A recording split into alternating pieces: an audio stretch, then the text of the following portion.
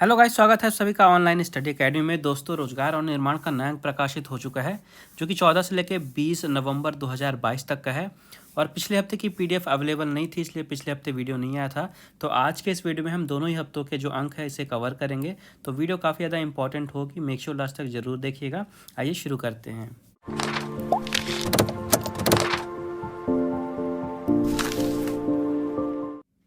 तो सबसे पहले यहाँ पे इसरो की तरफ से न्यूज़ आ रही है। इसरो आप सभी को पता है, इंडियन स्पेस रिसर्च ऑर्गेनाइजेशन, यानी कि भारतीय अंतरिक्ष अनुसंधान संगठन। तो इसरो की तरफ से न्यूज़ ये है कि भारत जो है ये 2035 तक अपना खुद का अंतरिक्ष केंद्र स्थापित करेगा।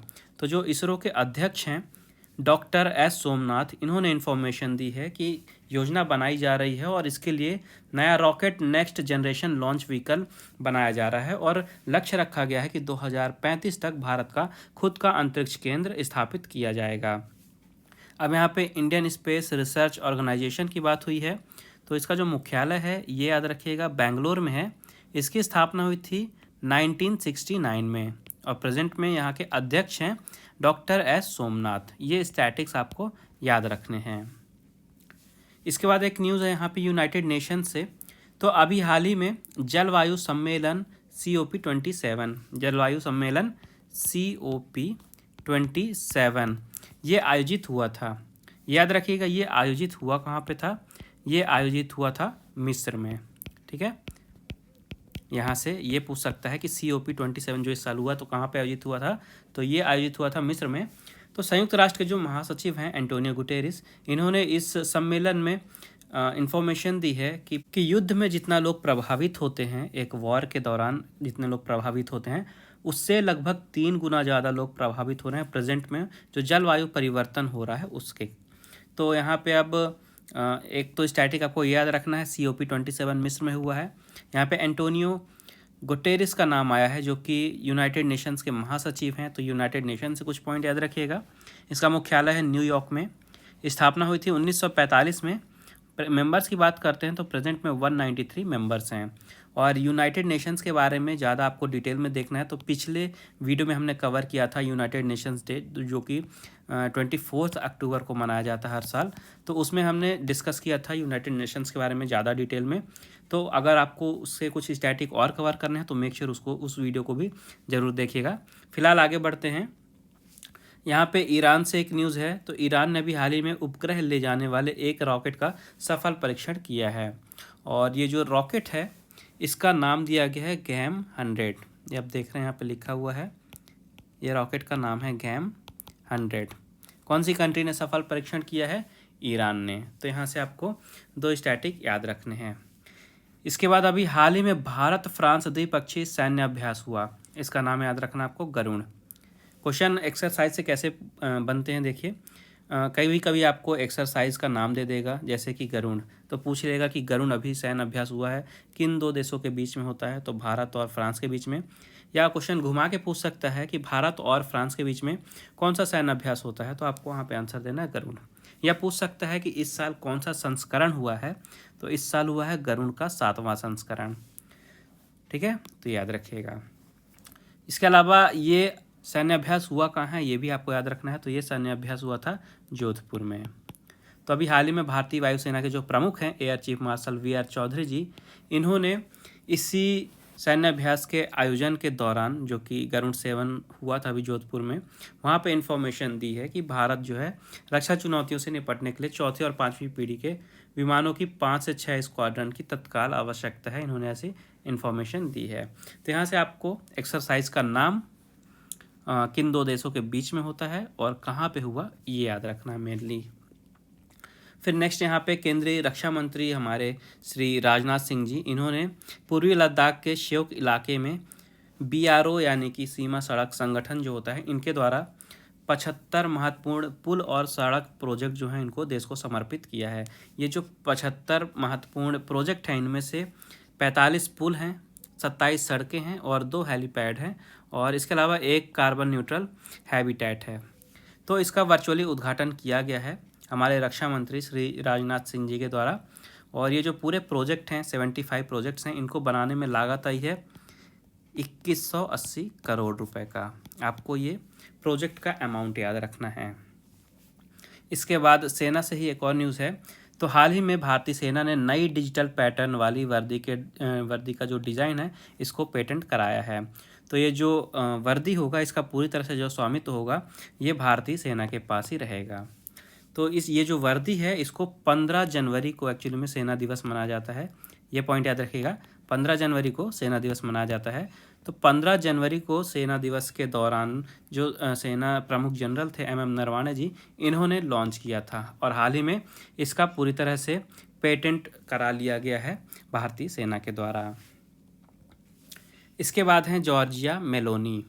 जॉर्जिया मेलोनी तो ये इटली की पहली महिला प्रधानमंत्री बनी है और ये काफ़ी ज़्यादा इम्पॉर्टेंट है। क्यों इम्पॉर्टेंट है? क्योंकि पहली बार हुआ है कि इटली में पहली वुमेन प्राइम मिनिस्टर बनी है, पहली महिला प्रधानमंत्री बनी है। एक तरह से इतिहास बना है, इस कारण से इनका नाम इम्पॉर्टेंट है। नाम जरूर याद रखिएगा, जॉर्जिया मेलोनी। कहाँ की प्रधानमंत्री बनी है? इटली की पहली महिला प्रधानमंत्री। और अब बात हो रही है इटली की, तो इटली की कैपिटल है यानी कि राजधानी रोम, ठीक है। और यहाँ पे करेंसी है क्या? यूरो, करेंसी है यूरो। तो दो चीज़ याद रखिएगा, कैपिटल रोम, करेंसी यूरो, और नई प्रधानमंत्री बन गई हैं जॉर्जिया मेलोनी। इसके बाद आगे यहाँ पे IMF की तरफ से न्यूज़ है। तो जूली कोजैक हैं, जूली कोजैक, इनको IMF का जनसंपर्क प्रभाग का प्रभारी बनाया गया है। IMF की जनसंपर्क प्रभाग की प्रभारी बनी है जूली कोजैक। अब जो IMF है इसका फुल फॉर्म है इंटरनेशनल मॉनेटरी फंड, हिंदी में इसे कहा जाता है अंतर्राष्ट्रीय मुद्रा कोष। यह भी काफ़ी इंपॉर्टेंट ऑर्गेनाइजेशन है। इसके बारे में कुछ स्टैटिक देखते हैं। तो इसका मुख्यालय है वॉशिंगटन DC में। इसकी स्थापना की गई थी 1945 में। सदस्यता की बात करते हैं तो 190 कंट्रीज़ यहाँ पे मेंबर हैं और अभी प्रेजेंट में यहाँ के मैनेजिंग डायरेक्टर हैं क्रिस्टलिना जॉर्जीवा, ठीक है। मैनेजिंग डायरेक्टर हैं प्रेजेंट में IMF की क्रिस्टलिना जॉर्जीवा। ये स्टैटिक आपको याद रखने हैं। फिर देखते हैं चर्चा में कौन कौन रहे हैं। तो सबसे पहले हैं इनगर वैलेंटिन। इनगर वैलेंटिन ये साउथ अफ्रीका के रहने वाले हैं और इन्होंने 1 घंटे में 249 कप चाय बनाई है और गिनीज वर्ल्ड रिकॉर्ड में इनका नाम शामिल किया गया है। इस कारण से 1 घंटे में 249 कप चाय बनाकर इन्होंने रिकॉर्ड बनाया है। नाम है इनका इनगर वैलेंटिन। इसके बाद हैं एलिजाबेथ जोन्स। एलिजाबेथ जोन्स ये चर्चा में क्यों है? अभी हाल ही में ये भारत में अमेरिका की अंतरिम राजदूत बनी हैं। भारत में अमेरिका की अंतरिम राजदूत बनी है एलिजाबेथ जोन्स। तो इनका नाम आपको याद रखना है। आगे यहाँ पे डॉक्टर अविनाश गुप्ता। डॉक्टर अविनाश गुप्ता, इनको न्यू जर्सी में सम्मानित किया गया है। तो सार्वजनिक स्वास्थ्य और समाज सेवा, विशेष रूप से भारत और अमेरिका में कोविड जो हुआ था उससे रिलेटेड राहत और मानवीय कार्यों के लिए इन्हें एक सम्मान दिया गया है। इनका नाम आपको याद रखना है, डॉक्टर अविनाश गुप्ता। इसके बाद यहाँ पे नवजीत कौर बराड़ हैं। नवजीत कौर बराड़ ये चर्चा में क्यों है? क्योंकि ये हाल ही में कनाडा की पहली महिला सिख पार्षद बनी है और ये कनाडा में पहली बार हुआ है कि कोई पहली महिला सिख पार्षद बनी है यहाँ पे। इस कारण से इनका नाम काफ़ी ज़्यादा इम्पोर्टेंट है, नवजीत कौर बराड़। इनका नाम आपको याद रखना है। नेक्स्ट है यहाँ पे थाईलैंड की न्यूज़। तो थाईलैंड में अभी हाल ही में दुनिया का सबसे छोटा चमगादड़ पाया गया है। दुनिया का सबसे छोटा चमगादड़ पाया गया है। इसका नाम दिया गया है बम्बल बी बैट, बम्बल बी बैट, और ये थाईलैंड में ही पाए जाते हैं। जो ये चमगादड़ है यह लगभग 29 से लेकर 33 मिलीमीटर का होता है। ये जो प्रजाति होती है पूरी, तो 29 से लेकर 33 मिलीमीटर के बराबर की होती है और 2 ग्राम का इसका वजन होता है। तो इसी प्रजाति का सबसे छोटा चमगादड़ अभी पाया गया है थाईलैंड में और ये बताया जा रहा है कि दुनिया का सबसे छोटा चमगादड़ है।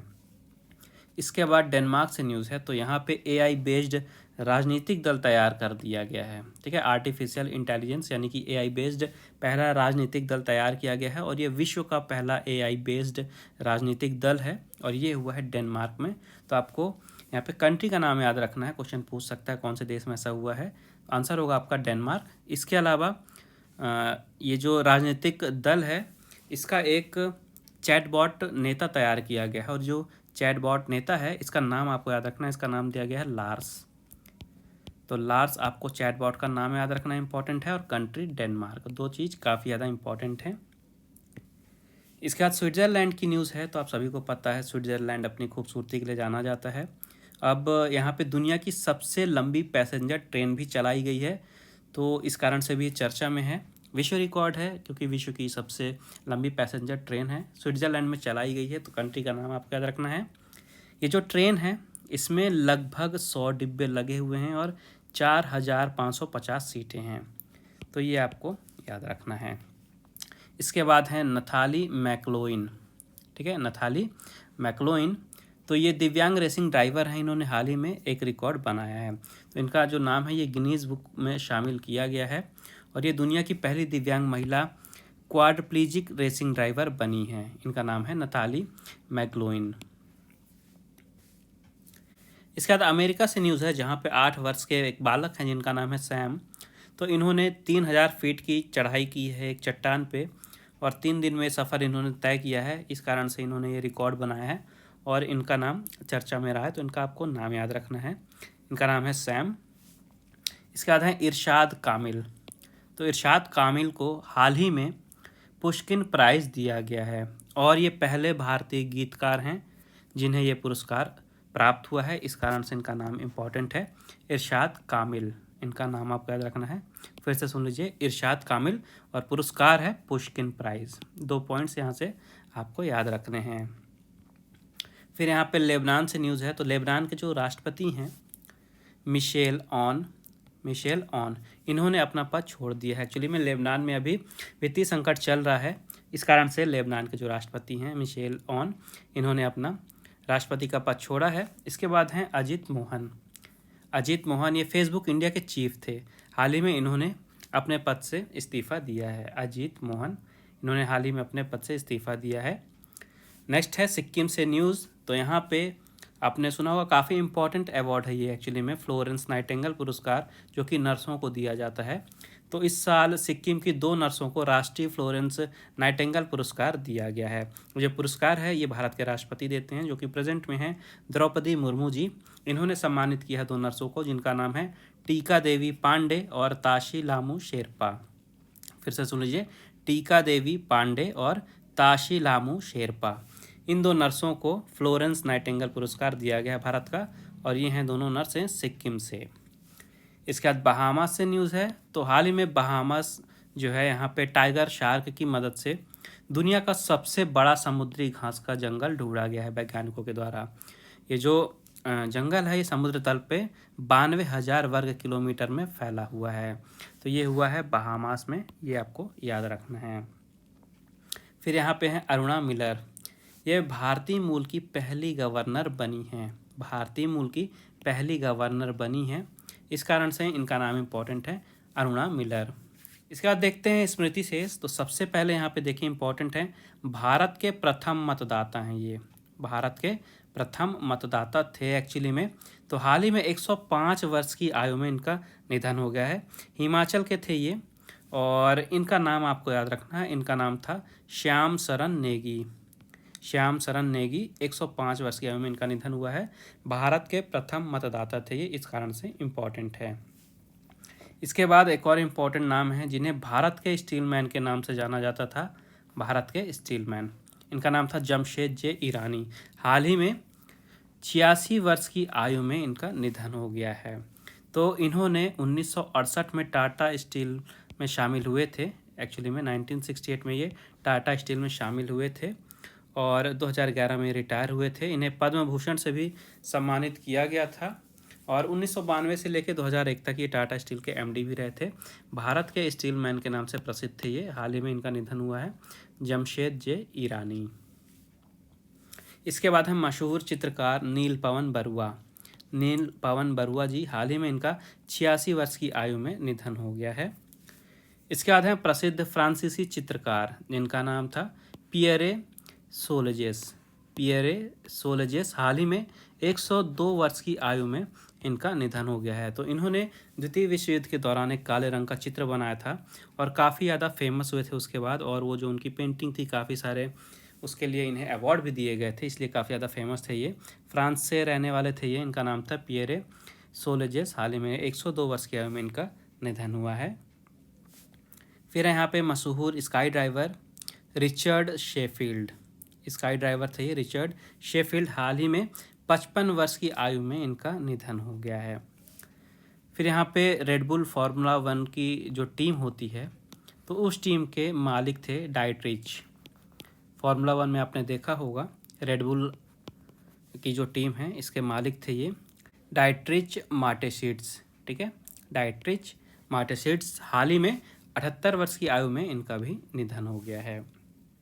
आगे बढ़ते हैं महत्वपूर्ण दिवस की ओर। तो देखिए 8 नवंबर को मनाया जाता है विश्व रेडियोग्राफी दिवस, यानी कि वर्ल्ड रेडियोग्राफी डे। हर साल 8 नवंबर को ये दिन मनाया जाता है।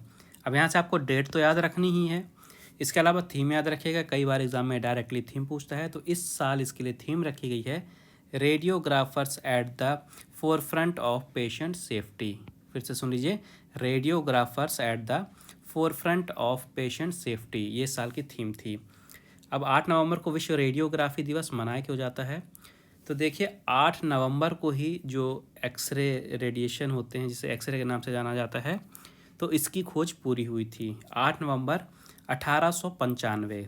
8 नवंबर 1895 में इसकी खोज पूरी हुई थी। इस कारण से 8 नवंबर को वर्ल्ड रेडियोग्राफी डे मनाया जाता है। अब बात आती है कि खोज की किसने थी? तो खोज की थी विल्हेम कनरॉड रॉन्गटन ने। विल्हेम कनरॉड रॉन्गटन ये साइंटिस्ट है जिन्होंने एक्सरे की खोज की थी, और ये काफ़ी ज़्यादा इम्पॉर्टेंट है क्योंकि इसी उपलब्धि के लिए इन्हें 1901 में भौतिकी का नोबेल पुरस्कार दिया गया था, और ये भौतिकी का प्रथम नोबेल पुरस्कार था। इस कारण से इम्पॉर्टेंट है। 1901 में भौतिकी का प्रथम नोबेल पुरस्कार दिया गया था विल्हेम कनरॉड रॉन्गटन को एक्सरे की खोज के लिए। इस कारण से हर साल 8 नवंबर को विश्व रेडियोग्राफी दिवस मनाया जाता है। इसके बाद है विश्व विज्ञान दिवस, यानी कि वर्ल्ड साइंस डे, जो कि हर साल 10 नवंबर को मनाया जाता है, 10 नवंबर। और ध्यान से सुनिएगा, ये जो विश्व विज्ञान दिवस है इसे शांति और विकास के लिए विश्व विज्ञान दिवस भी कहते हैं, यानी कि world science day for piece and development. इसकी भी थीम याद रखिएगा, इस साल इसकी थीम रखी गई है basic sciences for sustainable development. Basic sciences for sustainable development. हर साल 10 नवंबर को ये मनाया जाता है वर्ल्ड साइंस डे। क्यों मनाया जाता है? तो हमारा जो समाज है इसमें विज्ञान की जो भी महत्वपूर्ण भूमिका है और जो उभरते वैज्ञानिक मुद्दे हैं, इन पर बहस में व्यापक जनता को शामिल करने के लिए, और जो भी रोल्स है विज्ञान का उसके बारे में लोगों को जागरूक करने के लिए, विज्ञान की महत्वपूर्ण भूमिका के बारे में, इसलिए ये दिन मनाया जाता है लोगों को जागरूक करने के लिए। अब जो विश्व विज्ञान दिवस है ये 2001 में यूनेस्को के द्वारा घोषित किया गया था। ध्यान से सुनिएगा, 2001 में यूनेस्को के द्वारा इसे घोषित किया गया था, और सबसे पहली बार मनाया गया था 2002 में। ठीक है, अब जो यूनेस्को है, यूनेस्को, ठीक है, तो यूनेस्को को हिंदी में कहा जाता है संयुक्त राष्ट्र शैक्षिक वैज्ञानिक और सांस्कृतिक संगठन। इंग्लिश में कहा जाता है United Nations educational scientific and cultural organisation. तो ये जो यूनेस्को है इसके बारे में स्टैटिक देखिए, इसकी स्थापना हुई थी 1945 में। इसका जो मुख्यालय है ये फ्रांस के पेरिस में है, और प्रेजेंट में यहाँ के महानिदेशक हैं ऑड्रे अजोले। यूनेस्को के महानिदेशक हैं ऑड्रे अजोले। अब मूव करते हैं कुछ इंपॉर्टेंट MCQ की तरफ, जहाँ पे सबसे पहले सामान्य ज्ञान खेल के क्वेश्चन हैं। पहला क्वेश्चन है किस देश के नाम सबसे ज़्यादा बार टेनिस फेड कप जीतने का रिकॉर्ड है? तो ये है अमेरिका के नाम। फिर जैक कैलिस ने टेस्ट क्रिकेट में कितने शतक बनाए हैं? तो इन्होंने 45 शतक बनाए हैं टेस्ट क्रिकेट में। फिर है डायमंड लीग किस खेल की एक लोकप्रिय प्रतियोगिता है? तो यह प्रतियोगिता है एथलेटिक्स की। नेक्स्ट है बेसबॉल खेल में प्रत्येक टीम में कितने खिलाड़ी खेलते हैं? तो हर एक टीम में बेसबॉल में खिलाड़ी होते हैं 9। फिर है टेनिस खिलाड़ी कैरोलिना प्लिस्कोवा, ये किस देश का प्रतिनिधित्व करती हैं? तो यह प्रतिनिधित्व करती हैं चेक रिपब्लिक का। फिर वर्ष 2026 में ICC T20 वर्ल्ड कप किन देशों में आयोजित किए जाएंगे? तो जो 2026 का ICC T20 का विश्व कप है ये आयोजित होगा भारत और श्रीलंका में। फिर पैरा खिलाड़ी भाविना पटेल, ये किस खेल में भारत का प्रतिनिधित्व करती हैं? तो ये प्रतिनिधित्व करती हैं टेबल टेनिस में। फिर स्विट्जरलैंड के पूर्व स्टार टेनिस खिलाड़ी रोजर फेडरर ने टेनिस में कितने एटीपी खिताब जीते हैं? तो इन्होंने टोटल 103 एटीपी खिताब जीते हैं। फिर है ईरानी कप जो है ये किस खेल की एक लोकप्रिय प्रतियोगिता है? तो यह प्रतियोगिता है क्रिकेट की। फिर इनमें से किस भारतीय क्रिकेटर ने हाल ही में क्रिकेट से संन्यास लिया है? तो ये जो 4 ऑप्शन दिए हैं इसमें से रॉबिन उथप्पा ने हाल ही में संन्यास लिया है। फिर वनडे अंतर्राष्ट्रीय क्रिकेट में भारत के शतक बनाने वाले पहले बल्लेबाज कौन हैं? तो भारत की तरफ से पहले बल्लेबाज हैं वनडे में शतक बनाने वाले कपिल देव। नेक्स्ट क्वेश्चन है वर्ष 2019 में किस खिलाड़ी को ATP player of the year चुना गया था? तो ATP player of the year बने थे राफेल नाडाल। फिर प्रिंस ऑफ वेल्स कप किस खेल से संबंधित एक खेल प्रतियोगिता है? तो यह प्रतियोगिता है गोल्फ की। फिर है एलेक्सिया पुटेलस ये किस देश की दिग्गज महिला फुटबॉलर हैं? तो यह फुटबॉल खेलती हैं स्पेन के लिए। फिर आइस हॉकी जो है ये किस देश का राष्ट्रीय खेल है? तो आइस हॉकी राष्ट्रीय खेल है कनाडा का। फिर है इनमें से किस भारतीय खिलाड़ी को फ्लाइंग सिख भी कहा जाता है? काफ़ी ज़्यादा इंपॉर्टेंट क्वेश्चन है, काफ़ी बार बता भी चुका हूँ। मिल्खा सिंह को कहा जाता है फ्लाइंग सिख। इसका था इनमें से किस खिलाड़ी को खेल रत्न पुरस्कार नहीं मिला है? तो अभी सानिया मिर्जा को खेल रत्न पुरस्कार नहीं मिला इन 4 ऑप्शन में से। फिर इनमें से किस गेंदबाज ने अंतर्राष्ट्रीय क्रिकेट में सबसे ज़्यादा विकेट लिए हैं? तो सबसे ज़्यादा विकेट लिए हैं मुथैया मुरलीधरन ने। नेक्स्ट है स्पेन ने किस वर्ष फीफा पुरुष का विश्व कप जीता है? तो इसका राइट आंसर हो जाएगा वर्ष 2010। नेक्स्ट है इनमें से कौन सा खिलाड़ी भारतीय फुटबॉल टीम का सदस्य नहीं है? तो इसका राइट आंसर होगा विवेक सागर प्रसाद। नेक्स्ट है मुक्केबाज अमित पंघल ने कॉमनवेल्थ गेम्स 2022 में कौन सा पदक जीता है? तो इन्होंने जीता था स्वर्ण पदक। फिर कॉमनवेल्थ गेम्स 2022 में अचंत शरत कमल ने किस खेल में स्वर्ण पदक जीता है? तो इन्होंने जीता था टेबल टेनिस में। फिर इस वर्ष Dutch grand prix formula 1 race के विजेता कौन बने थे? तो इस वर्ष विजेता बने हैं मैक्स वर्स्टैपेन।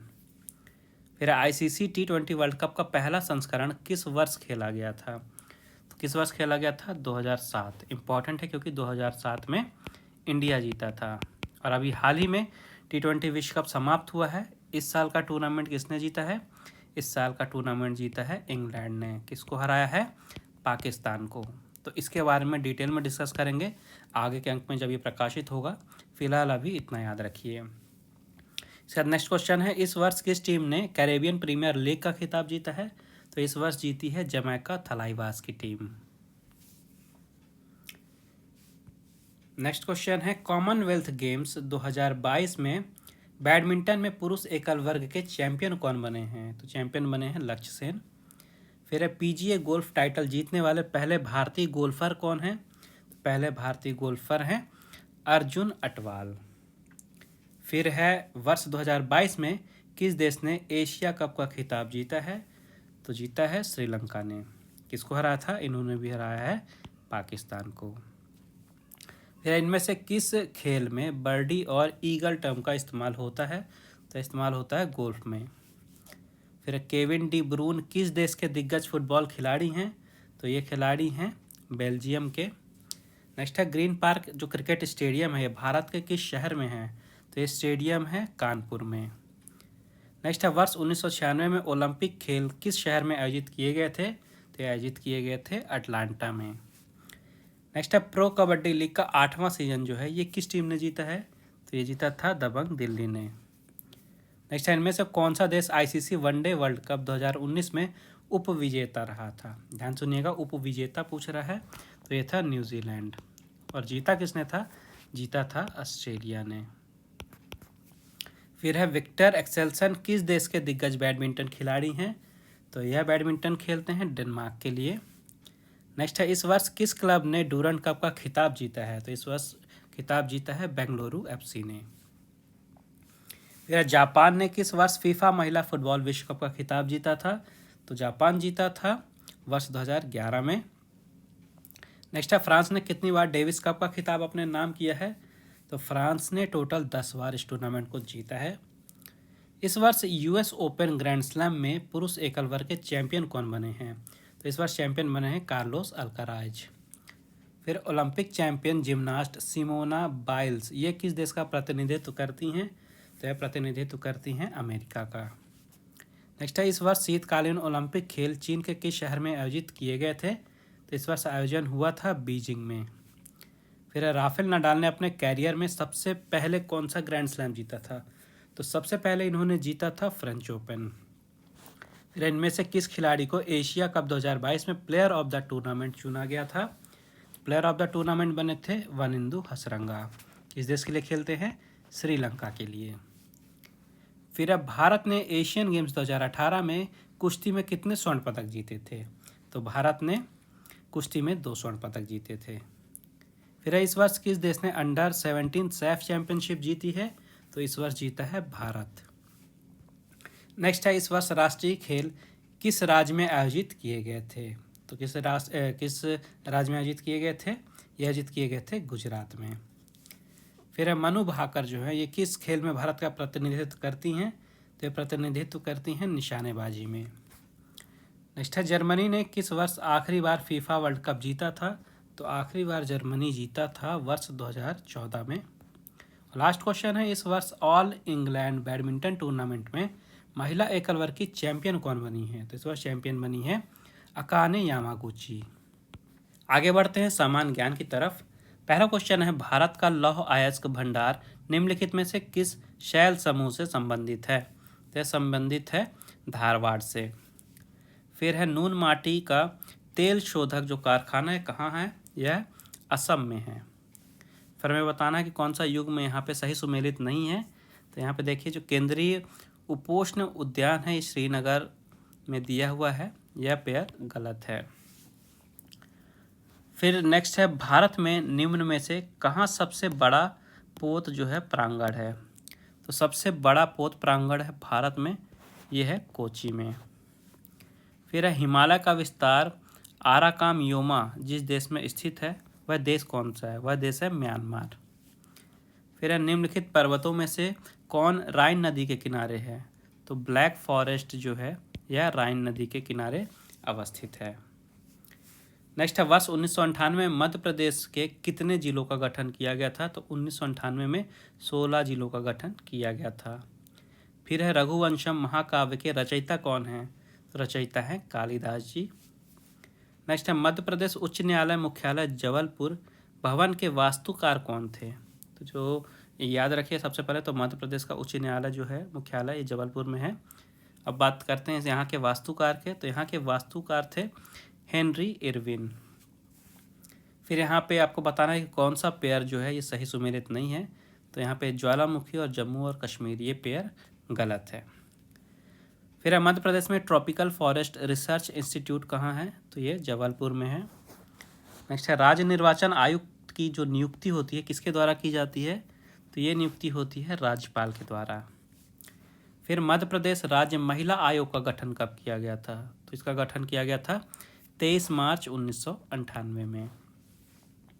फिर है, निम्नलिखित में से किस प्रकार की तरंगों का प्रयोग रात्रि दृष्टि उपकरण में किया जाता है? तो यहाँ पे अवरक्त तरंगों का इस्तेमाल किया जाता है।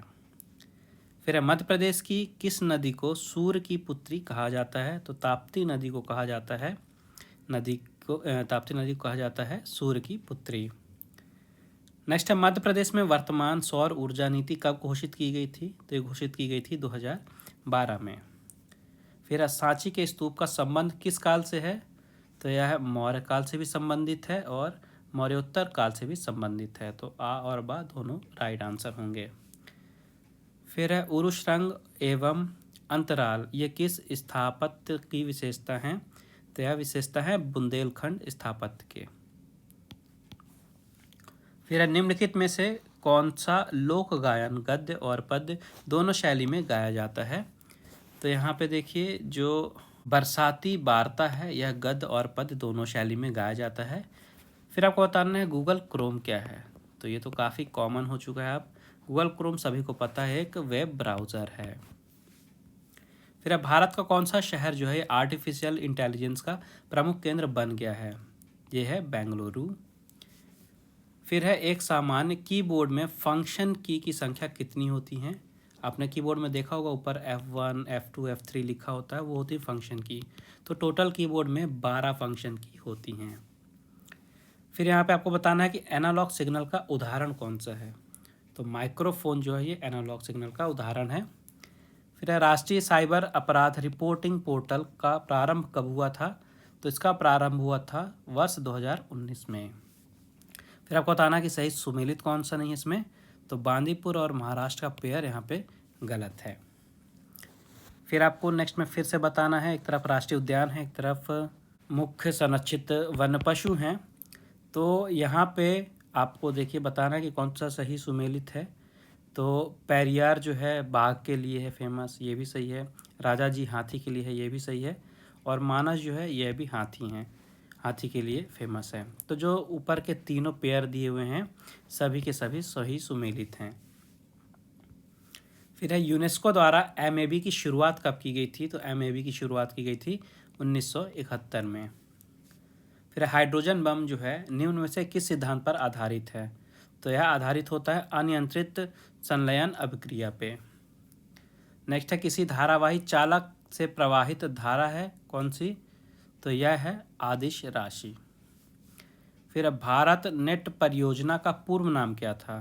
तो इसका पहले नाम था optical fibre cable network, optical fibre cable network, और अब इसका नाम है भारत नेट परियोजना।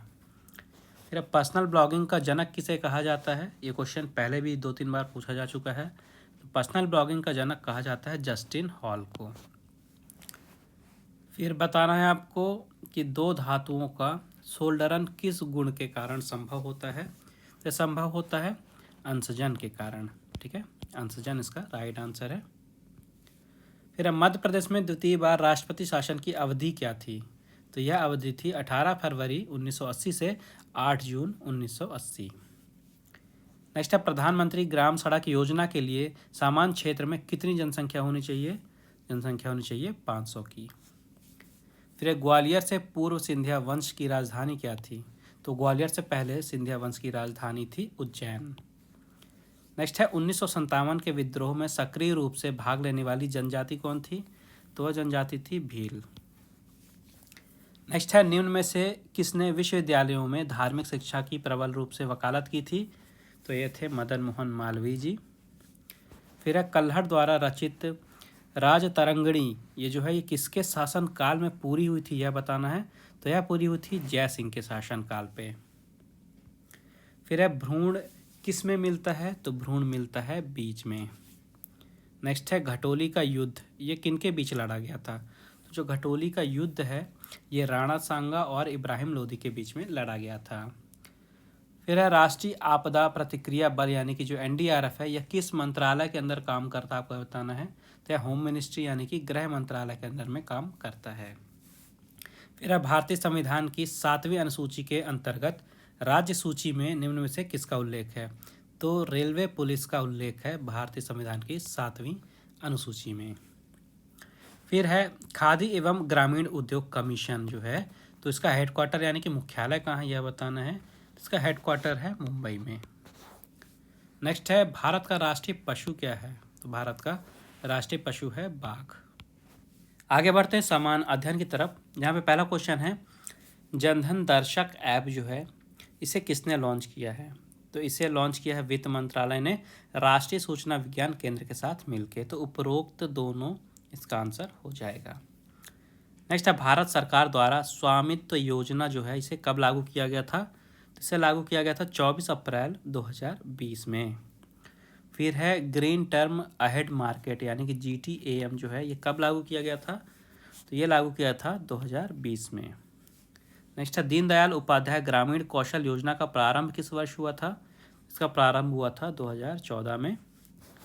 नेक्स्ट है निम्न में से कौन सी योजना जो है कृषि विपणन अवसंरचना योजना में सम्मिलित है। तो ग्रामीण भंडारण योजना और कृषि विपणन अवसंरचना ग्रेडिंग और मानकीकरण के लिए योजना दोनों ही शामिल है इस योजना में। फिर दीनदयाल अंत्योदय योजना जो है राष्ट्रीय सहकारी आजीविका मिशन के अंतर्गत सस्ते क्रेडिट और ब्याज अनुदान तक पहुंच बनाने के लिए एक केंद्रीकृत प्लेटफॉर्म जिसका नाम दिया गया था पैसा पोर्टल, इसे प्रारंभ किया गया है और इस पोर्टल को किस मंत्रालय द्वारा लॉन्च किया गया आपको यह बताना है। तो इसे लॉन्च किया गया है आवास एवं शहरी मामलों के मंत्रालय के द्वारा। फिर है स्फूर्ति योजना का प्रारंभ किस मंत्रालय द्वारा किया गया है। तो स्फूर्ति योजना का प्रारंभ किया गया है सूक्ष्म लघु तथा मध्यम उद्यम मंत्रालय के द्वारा, यानी कि MSME मिनिस्ट्री के द्वारा। फिर है स्वच्छता का उल्लेख किस सूची में किया गया है। तो राज्य सूची में उल्लेख किया गया है स्वच्छता का। नेक्स्ट है बजट संविधान के किस अनुच्छेद में वर्णित है। तो संविधान के 112वें अनुच्छेद में वर्णित है बजट। नेक्स्ट है जल जीवन मिशन का उद्देश्य ग्रामीण भारत के प्रत्येक घर को नल कनेक्शनों के माध्यम से पेयजल उपलब्ध करवाना है। और ये जो कार्य है आपको बताना है कि कब तक पूरा होगा, कब तक टारगेट किया गया है। तो 2024 तक का टारगेट लिया गया है इसको पूरा करने के लिए। फिर है व्यापक मुद्रा यानी कि M3 में निम्न में से क्या सम्मिलित नहीं है व्यापक मुद्रा में। तो डाक घर को समय जमा यह सम्मिलित नहीं है व्यापक मुद्रा में। नेक्स्ट है आय में इकाई वृद्धि के कारण प्रत्याशित उपभोग में वृद्धि दर को क्या कहते हैं। इसे कहा जाता है सीमांत उपभोग प्रवृत्ति। नेक्स्ट है निम्नलिखित में से वैधानिक पत्र कौन सा है। तो जो करेंसी नोट है यह आपका वैधानिक पत्र है। फिर है वंदे भारत मिशन क्या है। तो कोविड के टाइम पे आपको याद होगा कि जो विदेश में भारतीय स्टूडेंट्स पढ़ रहे थे, भारतीय नागरिक थे, तो उन नागरिकों को वापस लाने का जो कार्यक्रम शुरू किया गया था विदेशों से, उस मिशन का नाम दिया गया था वंदे भारत मिशन कोविड के टाइम पे। फिर है IGOT प्लेटफॉर्म जो है पूर्ण रूप से एकीकृत सरकारी ऑनलाइन प्रशिक्षण है। इसका संचालन किस मंत्रालय द्वारा किया जाता है यह बताना है। तो इसका संचालन किया जाता है शिक्षा मंत्रालय के द्वारा। नेक्स्ट है एशियाई विकास बैंक जो है इसके बारे में सही कथन बताने हैं। तो यहाँ पे देखिए यह एक क्षेत्रीय विकास बैंक है, यह सही है। और इसका मुख्यालय मनीला में है, यह भी सही है। और वर्तमान में इसके 68 सदस्य हैं, 68 मेंबर्स हैं, यह भी सही है। तो तीनों ही ऑप्शन आपके करेक्ट हैं। नेक्स्ट है निम्न में से कौन सी गतिविधियों को कॉरपोरेट सामाजिक उत्तरदायित्व के अंतर्गत सम्मिलित किया गया है। तो शिक्षा को बढ़ावा देना, HIV एड्स व अन्य बीमारियों का मुकाबला करना और नए टीकों और दवाओं का अनुसंधान एवं विकास करना।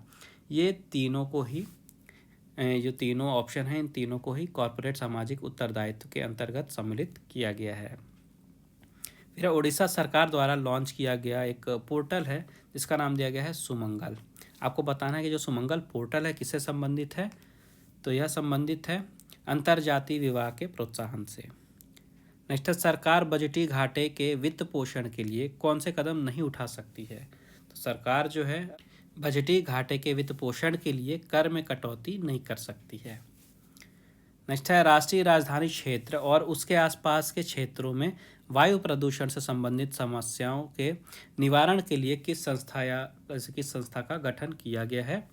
तो यहाँ पे वायु गुणवत्ता प्रबंधन आयोग का गठन किया गया है। निम्न से यहाँ पे देखिए ऑप्शन दिए गए, आपको बताना है कि गलत कथन कौन सा, सत्य कथन कौन सा है। तो यहाँ पे सीमा शुल्क एक अप्रत्यक्ष कर है, यह तो सही है। फिर संपत्ति कर का उपहार कर को कागजी कर भी कहते हैं, यह भी सही है। इसका बाद सरकार के राजस्व प्राप्ति में प्रत्यक्ष कर का योगदान अप्रत्यक्ष कर से अधिक है, तो यह भी सही है। तीनों ही ऑप्शन आपके सही हैं, इसमें से असत्य कोई नहीं है। तो ऑप्शन द आपका राइट हो जाएगा, उपरोक्त में से कोई नहीं। फिर सरकार द्वारा किया जाने वाला प्रयास भुगतान किसके अंतर्गत आता है। तो यह आता है राजस्व व्यय के अंदर। नेक्स्ट बताना है निम्नलिखित में से कौन मुद्रा से संबंधित कार्य नहीं है। तो साख का सृजन यह मुद्रा से संबंधित कार्य नहीं है। फिर हमें यहाँ पे फिर से असत्य कथन बताने हैं। तो M1 और M2 संकुचित मुद्रा कहलाती है, सही है। M1 समव्यवहार में सबसे तरल और आसान है, यह भी सही है। और M4 समव्यवहार में सबसे कम तरल है, यह भी सही है। तो यहाँ पे आपका फिर से उपरोक्त में से कोई नहीं सही आंसर होगा, तीनों ही ऑप्शन आपके सही हैं। फिर है भारतीय बैंक द्वारा आरक्षित जमा अनुपात को बनाए रखने के लिए किन साधनों का उपयोग नहीं किया जाता है। तो यहाँ पे बैंक दर का यूज़ नहीं किया जाता, जो बैंक रेट है इसका यूज़ नहीं किया जाता है। फिर है सरकार द्वारा अप्रत्यक्ष कर नहीं लगाने अथवा उपदान नहीं देने की स्थिति में सकल घरेलू जो उत्पाद होगा यह जो है राष्ट्रीय आय के बराबर रहता है। फिर है यदि राजकोषीय घाटे में से ब्याज अदायगी को घटा दिया जाए तो हमें प्राप्त क्या होगा, हमें प्राप्त होगा प्राथमिक घाटा। नेक्स्ट है मुद्रा एक इकाई है, मुद्रा की एक इकाई है, एक निश्चित अवधि में जितनी बार हस्तांतरण होता है वह क्या कहलाता है, तो वह कहलाता है संचलन वेग। ठीक है, संचलन वेग इसका राइट आंसर है। इसके बाद है बंद पत्रों के संबंध में निम्न कथनों पर विचार कीजिए और असत्य कथन बताना है आपको। तो सरकार एवं फर्म जनता से उधार लेने के लिए बंद पत्र जारी करती है, यह सही है। बंद पत्र की कीमत और ब्याज की बाजार दर में प्रतिलोभ संबंध होता है, यह भी सही है। इसके बाद है बंद पत्र को सरकारी बैंकों के माध्यम से बेचा जाता है, यह गलत है। तो आपको असत्य कथन बताना था, तो ऑप्शन सी आपका असत्य हो जाएगा। आगे मूव करते हैं खेल समाचार की ओर। तो सबसे पहले है फ्रेंच ओपन। कौन सा है? French open. अब कंफ्यूज नहीं होना आपको। देखिए फ्रेंच ओपन टेनिस में भी होता है, ग्रैंड स्लैम, और अभी जो हम फ्रेंच ओपन का कवर कर रहे हैं तो यह है बैडमिंटन से रिलेटेड। ये बैडमिंटन का टूर्नामेंट है फ्रेंच ओपन। तो हाल ही में पेरिस में टूर्नामेंट संपन्न हुआ है और भारत की तरफ से अच्छी न्यूज़ है। तो भारत के जो शटलर हैं सात्विक साईराज रैंकीरेड्डी और चिराग शेट्टी, इन दोनों की जोड़ी ने अपना शानदार फॉर्म बरकरार रखा है और इस फ्रेंच ओपन बैडमिंटन टूर्नामेंट के खिताब को अपने नाम किया है। इन्होंने डबल्स का टूर्नामेंट जीता है। इसके बाद बात करते हैं अगर पुरुषों में एकल वर्ग की, तो वो एकल वर्ग में कौन जीते हैं? तो एकल वर्ग में जीते हैं विक्टर एक्सेल्सन। अभी रिसेंट ही क्वेश्चन में हमने पढ़ा विक्टर एक्सेल्सन कहाँ के लिए खेलते हैं डेनमार्क के लिए। प्रेजेंट में नंबर 1 प्लेयर हैं। इनके बारे में 2 पॉइंट और इम्पॉर्टेंट याद रखिएगा कि इस साल टोक्यो ओलंपिक में स्वर्ण पदक भी इन्होंने जीता है पुरुषों के एकल वर्ग में बैडमिंटन में, किन्होंने विक्टर एक्सेल्सन में। इसके अलावा विश्व बैडमिंटन चैंपियनशिप में भी इन्होंने इस साल गोल्ड मेडल जीता है विक्टर एक्सेल्सन ने, तो याद रखिएगा। इसके अलावा फ्रेंच ओपन से ये आपको याद रखना है कि सात्विक साईराज रैंकीरेड्डी और चिराग शेट्टी की जोड़ी ने यहाँ पे डबल्स का टूर्नामेंट जीता है फ्रेंच ओपन का। इसके बाद आगे मूव करते हैं, बात करते हैं क्रिकेट की। तो हाल ही में एक T20 घरेलू टूर्नामेंट संपन्न हुआ है जो कि है सैयद मुश्ताक अली ट्रॉफ़ी। काफ़ी जाना माना फेमस टूर्नामेंट है ये भारत का घरेलू। तो इस साल का टूर्नामेंट जीता है मुंबई ने पहली बार सैयद मुश्ताक अली ट्रॉफ़ी जीती है, इस कारण से इम्पोर्टेंट है। मुंबई ने फाइनल में हराया है हिमाचल प्रदेश को, और जीत लिया है इस साल का टूर्नामेंट। इसके अलावा मुंबई ने तो पहली बार जीता इस टूर्नामेंट को। सबसे ज़्यादा इसे किसने जीता है? सबसे ज़्यादा जीता है इस टूर्नामेंट को तमिलनाडु ने। ठीक है, तमिलनाडु ने। इसके बाद मुंबई का अगर क्रिकेट का बात करते हैं तो आपको पता ही होगा कि जो रणजी ट्रॉफ़ी होती है सबसे ज़्यादा ट्रॉफ़ी जीतने का रिकॉर्ड है मुंबई का। ठीक है, और अब जब रणजी की ट्रॉफ़ी की बात हो ही रही है और अगर आप मध्य प्रदेश की एग्ज़ाम की तैयारी कर रहे हैं तो याद रखिएगा कि इस साल का रणजी ट्रॉफ़ी जीता है मध्य प्रदेश की टीम ने, और ये एक तरह से हिस्ट्री क्रिएट हुई है क्योंकि मध्य प्रदेश ने पहली बार रणजी ट्रॉफ़ी जीती है। तो ये आपको याद रखना है क्रिकेट के कुछ घरेलू टूर्नामेंट से रिलेटेड न्यूज़। इसके बाद यहाँ पे ICC player of the month का जो अवार्ड शुरू किया गया था उसकी बात करते हैं। तो हाल ही में अक्टूबर 2022 के लिए ये अवार्ड घोषित किए गए हैं। अक्टूबर 2022 के लिए ये अवार्ड घोषित किए गए हैं, जिसमें पुरुषों में बात करते हैं तो अक्टूबर महीने के प्लेयर ऑफ द मंथ बने हैं विराट कोहली। और अगर महिला वर्ग की बात करते हैं तो पाकिस्तान की क्रिकेटर हैं निदा डार। तो 2 नाम आपको याद रखने हैं, पुरुषों में विराट कोहली और महिलाओं में पाकिस्तान की निदा डार। ये बनी है ICC player of the month कब के लिए? अक्टूबर 2022 के लिए। अब विराट कोहली से रिलेटेड कुछ और अवार्ड याद रखिएगा, इनको और भी काफ़ी सारे अवार्ड मिल चुके हैं। तो 2017-2018 में ICC cricketer of the year बने थे विराट कोहली। इसके अलावा 2012, 2017, 2018 में one day cricketer of the year बने थे। 2018 में test cricketer of the year भी बन चुके हैं। और विराट कोहली को वर्ष 2020 में ICC ने दशक का सर्वश्रेष्ठ क्रिकेटर और दशक का सर्वश्रेष्ठ वनडे क्रिकेटर भी चुना था 2020 में। तो ये कुछ इम्पोर्टेंट अवार्ड्स हैं जो कि विराट कोहली को दिए जा चुके हैं, ये भी याद रखिएगा। इसके बाद यहाँ पे सुल्तान जोहोर कप है। सुल्तान जोहोर कप ये एक हॉकी का टूर्नामेंट है जो कि अभी हाल ही में समाप्त हुआ है मलेशिया में। इसका आयोजन हुआ था मलेशिया में, हाल ही में ये समाप्त हुआ है। तो यहाँ पे भारतीय जूनियर हॉकी टीम ने जीत लिया है सुल्तान जोहोर कप को इस साल का। तो भारतीय टीम ने यहाँ पे फाइनल में ऑस्ट्रेलिया को हराया है और जीत लिया इस साल का सुल्तान जोहोर कप। इसके बाद है यहाँ पे विश्व जूनियर चैम्पियनशिप की बात, जो कि बैडमिंटन का ही टूर्नामेंट है। तो भारत के बैडमिंटन प्लेयर हैं शंकर मुथुस्वामी। इन्होंने बैडमिंटन विश्व जूनियर चैम्पियनशिप को जीत लिया है 2022 का। और जो टूर्नामेंट था ये हुआ था स्पेन में, याद रखेगा, ये टूर्नामेंट हुआ था स्पेन में। तो ये पॉइंट्स यहाँ से आपको याद रखने हैं। इसके बाद है मैक्स वर्स्टैपेन। तो इन्होंने एक सीज़न में सबसे ज़्यादा रेस जीतने का रिकॉर्ड बनाया है। प्रेजेंट में ये वर्ल्ड चैम्पियन है मैक्स वर्स्टैपेन, और हाल ही में इन्होंने Mexico City Grand prix formula 1 जीती है। कौन सी? Mexico City Grand prix formula 1 race जीती है। और इसी के साथ ही इस सीज़न में 20 में से 14 रेस ये जीत चुके हैं। 20 में से 14 रेस जीत चुके हैं और इन्होंने रिकॉर्ड बना दिया एक सीज़न में सबसे ज़्यादा रेस जीतने का। इससे पहले रिकॉर्ड था माइकल शूमाकर के नाम, और अभी रिकॉर्ड है मैक्स वर्स्टैपेन के नाम। इसके बाद है डेविस कप। तो देखिए जो डेविस कप है, ठीक है, ये है डेविस कप। ये टेनिस का वर्ल्ड कप माना जाता है। जो डेविस कप है ये टेनिस का वर्ल्ड कप माना जाता है। तो हाल ही में अंतर्राष्ट्रीय टेनिस महासंघ ने इन्फॉर्मेशन दी है, ये एक रूल लाया गया है कि जो डेविस कप है ये एटीपी टूर कैलेंडर का हिस्सा बनाया जाएगा। जो टेनिस का एटीपी टूर कैलेंडर होता है उसी का हिस्सा डेविस कप को भी बनाया जाएगा। इसके बाद है Swiss indoors open. Swiss indoors open ये टेनिस का टूर्नामेंट है। कोई भी आप टूर्नामेंट पढ़ रहे हैं तो ये ज़रूर याद रखिएगा कि वह किस खेल से संबंधित है, ठीक है। तो ये है स्विस इंडोर्स ओपन जो कि टेनिस का टूर्नामेंट है। तो हाल ही में टेनिस कनाडा के युवा टेनिस खिलाड़ी हैं फेलिक्स आगुर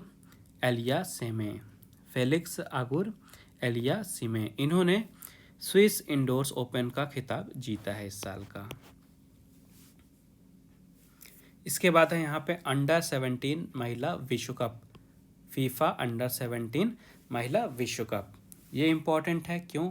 क्योंकि इस साल का टूर्नामेंट खेला गया था भारत में, और भारत में हुआ था इसलिए इम्पॉर्टेंट है। तो सबसे पहले तो यहाँ रखिएगा कि इस साल का टूर्नामेंट भारत में आयोजित किया गया था। अब बात आती है विजेता की। तो इस साल के विजेता बनी है स्पेन की टीम। स्पेन ने फाइनल में हराया है किसे? कोलंबिया को। तो स्पेन ने कोलंबिया को 1-0 से हरा के फाइनल में जीत लिया है इस साल का फीफा अंडर 17 महिला विश्व कप, जो कि हुआ था भारत में। इसके बाद है फ्रांस के दिग्गज फुटबॉलर फ्रैंक रिबेरी। फ्रांस के फुटबॉलर थे ये। हाल ही में इन्होंने फुटबॉल से संन्यास की घोषणा की है। इसके बाद यहाँ पे वेस्ट इंडीज के मुख्य कोच हैं Phil Simmons. West Indies team के पुरुषों के टीम के ये मुख्य कोच थे फिल सिमंस। इन्होंने अपने पद से इस्तीफा देने का अनाउंसमेंट किया है। इसके बाद यहाँ पे एशियन स्क्वैश चैंपियनशिप की बात करते हैं। तो भारतीय पुरुष टीम ने यहाँ पे स्वर्ण पदक जीता है। एशियन स्क्वैश चैंपियनशिप हुई कहाँ पे थी? ये हुई थी दक्षिण कोरिया में। कहाँ पे? दक्षिण कोरिया में। तो इसी एशियन स्क्वैश चैंपियनशिप में भारतीय पुरुष टीम ने स्वर्ण पदक जीता है। और महिला टीम की बात करते हैं तो महिला की टीम ने यहाँ पे कांस्य पदक जीता है। तो 2 इम्पॉर्टेंट मेडल्स हैं। मेडल याद रखिएगा, टूर्नामेंट का नाम याद रखिएगा और कहाँ आयोजित हुआ था ये याद रखिएगा। इसके बाद बात करते हैं हॉकी का विश्व कप, जो कि 2026 में होगा। तो 2026 का जो हॉकी का विश्व कप है ये संयुक्त रूप से बेल्जियम और नेदरलैंड्स, ठीक है, बेल्जियम और नेदरलैंड्स याद रखिएगा। जो पुरुष का हॉकी विश्व कप होगा और जो महिला का हॉकी का विश्व कप होगा, दोनों ही विश्व कप की संयुक्त रूप से मेजबानी करेंगे बेल्जियम और नेदरलैंड। किस साल का? 2026 का। इसके बाद यहाँ पे हाइलो ओपन जो है यह एक बैडमिंटन का टूर्नामेंट है। तो हाल ही में जर्मनी में हुआ था। तो इंडोनेशिया के बैडमिंटन स्टार हैं एंथोनी सिनिसुका गिटिंग। तो इन्होंने जीत लिया भी हाल ही में हाइलो ओपन, जो कि जर्मनी में हुआ था। इसके बाद अंतर्राष्ट्रीय क्रिकेट परिषद यानी कि आईसीसी ने पाकिस्तान के पूर्व स्पिनर अब्दुल कादिर, इसके अलावा वेस्ट इंडीज़ के पूर्व बल्लेबाज हैं शिव नारायण चंद्र पॉल, और इंग्लैंड की महिला क्रिकेटर हैं चार्लोट एडवर्ड्स, इन तीनों को आईसीसी हॉल ऑफ फेम में जगह दी है। तो आईसीसी हॉल ऑफ फेम में शामिल किए गए हैं पाकिस्तान के अब्दुल कादिर, वेस्ट इंडीज़ के शिव नारायण चंद्र पॉल और इंग्लैंड की चार्लोट एडवर्ड्स। ये 3 नाम आपको याद रखना है। इसके बाद बात करते हैं आईपीएल की यानी इंडियन प्रीमियर लीग की। तो नया सीज़न शुरू होने वाला है और नया सीज़न जो होगा तो पंजाब किंग्स के नए कप्तान बनेंगे शिखर धवन। ठीक है, तो 2023 का जो सत्र होगा इसमें पंजाब किंग के कप्तान होंगे शिखर धवन। अब बात करते हैं सामायिकी की। तो सामायिकी पे सबसे पहले देखेंगे G20 यानी जिसे ग्रुप ऑफ 20 कहा जाता है। तो काफ़ी ज़्यादा इम्पॉर्टेंट टॉपिक है ये। क्यों इम्पॉर्टेंट है? क्योंकि G20 की अध्यक्षता यानी कि जो चेयरमैनशिप है ये आ गई है भारत के पास, अध्यक्षता आ गई है भारत के पास। अभी किसके पास थी? अभी थी इंडोनेशिया के पास। ठीक है, तो इंडोनेशिया के पास मेज़बानी थी, अध्यक्षता थी। इसके बाद 1 दिसंबर 2022 से भारत G20 शिखर सम्मेलन की अध्यक्षता करेगा, इसलिए यह इम्पॉर्टेंट है। तो हाल ही में प्रधानमंत्री नरेंद्र मोदी जी ने नया लोगो, थीम और वेबसाइट का अनावरण किया है। तो लोगो आप देख रहे हैं पिक्चर में, यहाँ आपको दिख रहा होगा। इसके अलावा जो थीम दी गई है, थीम आपको याद रखना है, थीम है वसुधैव कुटुंबकम। G20 की थीम दी गई है वसुधैव कुटुंबकम, लोगो ये दिया गया है और 2022 में अध्यक्षता रहेगी भारत के पास। ये 3 चीज़ें आपको याद रखनी है हर हालत में, यहाँ से क्वेश्चन बनेगा ही बनेगा, इतना इम्पोर्टेंट टॉपिक है। थोड़ा सा और डिस्कस करते हैं G20 के बारे में। तो जो G20 है यानी ग्रुप ऑफ 20 है, यह एक अंतर सरकारी मंच है जिसमें 19 देश और इसके साथ ही साथ यूरोपियन यूनियन जो है शामिल है एज अ मेंबर। तो ये जो G20 है ये वैश्विक अर्थव्यवस्था से संबंधित प्रमुख मुद्दे जैसे कि अंतर्राष्ट्रीय वित्तीय स्थिरता, जलवायु परिवर्तन, शमन और सतत विकास को संबोधित करने का काम करता है। अब सबसे ज़्यादा इम्पोर्टेंट जो है G20 जो है, इसका स्ट्रक्चर 19 कंट्रीज़ हैं प्लस यूरोपियन यूनियन, टोटल हो गए 20 मेंबर्स। कौन कौन सी कंट्रीज़ हैं ये देखते हैं। तो Argentina, Australia, Brazil, Canada, China, France, Germany, India, Indonesia, Italy, Japan, Republic of Korea, Mexico, Russia, Saudi Arabia, South Africa, तुर्की, यूनाइटेड किंगडम, यूनाइटेड स्टेट्स और यूरोपियन यूनियन। तो आप यहाँ पे चाहे तो वीडियो को फ्रीज कर लीजिए, पॉज कर लीजिए और ये सारी कंट्रीज़ के नाम याद रख लीजिए, लिख लीजिए कहीं पे, या फिर आप इसका एक स्क्रीनशॉट लेके रख लीजिए। मैं यहाँ पे क्लियर कर देता हूँ जो मार्किंग है, तो आप इसका स्क्रीनशॉट लेके रख सकते हैं। आपको कंट्रीज़ के नाम याद रखने हैं G20 के। इसके बाद आगे बढ़ते हैं। तो यहाँ पे देखिए फोर्ब्स की लिस्ट आई है 20 एशियाई महिला उद्यमों की, 20 एशियाई महिला उद्यमियों की यहाँ पे लिस्ट जारी की गई है फोर्ब्स की तरफ से। तो इसमें 3 भारतीय महिलाओं के नाम हैं, 3 भारतीय महिलाओं के नाम हैं। सबसे पहले हैं सोमा मंडल, सोमा मंडल हैं सेल यानी कि steel authority of India limited की चेयरपर्सन सोमा मंडल। इसके बाद है एमक्योर फार्मा की कार्यकारी निदेशक नमिता थापर और होनासा कंज्यूमर की को फाउंडर तथा चीफ इनोवेशन ऑफिसर गज़ल अलग। तो 3 नाम आपको याद रखने हैं, सोमा मंडल, नमिता थापर और गज़ल अलग। इन तीनों को 20 एशियाई महिला उद्यमियों की सूची में जगह मिली है फोर्ब्स की सूची पे। और इनमें जो नाम है सोमा मंडल का, सोमा मंडल का, ये सबसे ज़्यादा इम्पॉर्टेंट है। क्यों इम्पॉर्टेंट है? क्योंकि 2021 में ये सेल की चेयरपर्सन बनी हैं और इस पद पे पहुंचने वाली ये पहली महिला हैं, इसलिए इनका नाम इम्पॉर्टेंट है। सोमा मंडल का नाम आपको याद रखना है। इसके बाद है यूनेस्को की तरफ से एक और न्यूज़। यूनेस्को का स्टैटिक जो भी था हमने अभी ऊपर के टॉपिक पे कवर कर लिया है। एक छोटी सी न्यूज़ और है यहाँ पे देखिए, जो यूनेस्को है ये भारत में इंडिया अफ्रीका हैकाथॉन आयोजित करेगा। 22 से 25 नवंबर तक यूनेस्को इंडिया अफ्रीका हैकाथॉन आयोजित करेगा भारत में, जिसमें भारत और अफ्रीकी देश के छात्र, जो शिक्षक, प्रशिक्षक और शोध क्षेत्र से जुड़े लोग जो हैं इन देशों में आने जाने वाली जो भी चुनौतियां हैं उसका समाधान पेश करेंगे। तो ये आपको याद रखना है। इसके बाद है ब्राज़ील की न्यूज़।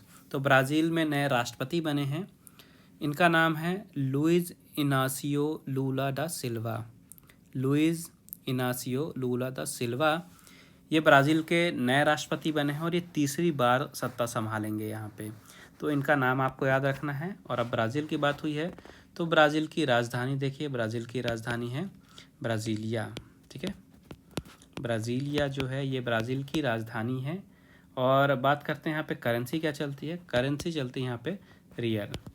तो ब्राज़ीलिया कैपिटल, करेंसी रियल, और नए राष्ट्रपति बन गए हैं लुइज इनासियो लूला दा सिल्वा। ये 3 चीज़ें आपको याद रखना है।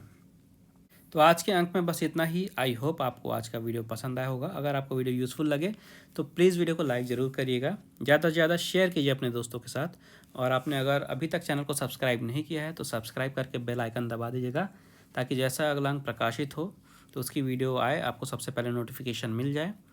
इसके अलावा आप ऑनलाइन स्टडी अकेडमी को टेलीग्राम पे भी ज्वाइन कर सकते हैं, जहाँ पे आपको जॉब्स की notification, daily current affair, vocab, GK, आपके एग्ज़ाम से रिलेटेड जो भी इंपॉर्टेंट न्यूज़पेपर मैगजीन है उनका पीडीएफ, और इस रोजगार और निर्माण का पीडीएफ, सब कुछ एक प्लेस पे ही अवेलेबल है। तो आप वहाँ पे ज्वाइन कर सकते हैं। टेलीग्राम चैनल की लिंक आपको इस वीडियो के डिस्क्रिप्शन में मिल जाएगी। बाकी मिलते हैं अगले अंक के प्रकाशन के बाद नेक्स्ट वीडियो में। तब तक के लिए take care and thank you guys.